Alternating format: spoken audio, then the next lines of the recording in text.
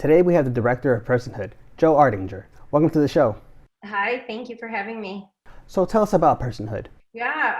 Personhood follows the story of a woman from Wisconsin who was sent to jail after seeking prenatal care at her doctor's office. And, we tell Tammy's story, but what we're really doing is looking at this larger issue of policing and criminalizing pregnant women through a series of laws that are really they're rooted in the anti-abortion movement, and these pregnant women who have no intention of ending their pregnancies become collateral damage, if you will, from the laws. So looking at this topic, we could make a dozen documentaries off of that.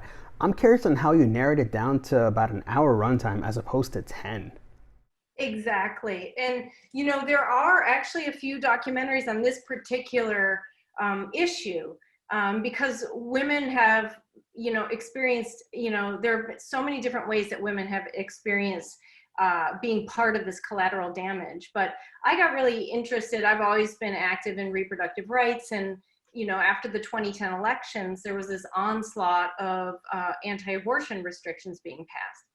And so I got really interested and thought this would be a great genre for me to jump into for my first documentary. This is my directorial debut.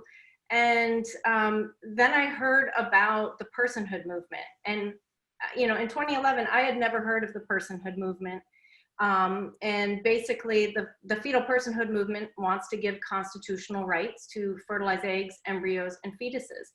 And that idea was so frightening to me and very compelling because I had never heard of it, and I consider myself pretty well read on the subject. So I started researching how the personhood movement was aiming to have a complete ban on abortion. But what I found were all these cases where this same philosophy was being used to create a whole patchwork of laws that allowed states to arrest pregnant women for various behaviors, for stillbirths, for miscarriages. And I kind of jumped on that topic and was off and running with it. And I met Tammy through National Advocates for Pregnant Women, and that's why I focused on her story.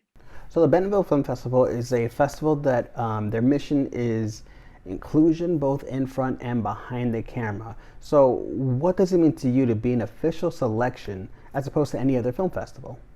Um, Bentonville was on my dream list of festivals before we even released. We started going through a festival strategy, and there were a few festivals that were on there that were particularly meaningful, and Bentonville was on that list. And I just have always thought it was such a cool festival, and we really need to move in this direction. Bentonville has been on the vanguard of this, but we need to become more inclusive with all the film festivals and the entire industry. So it's really exciting to be part of it.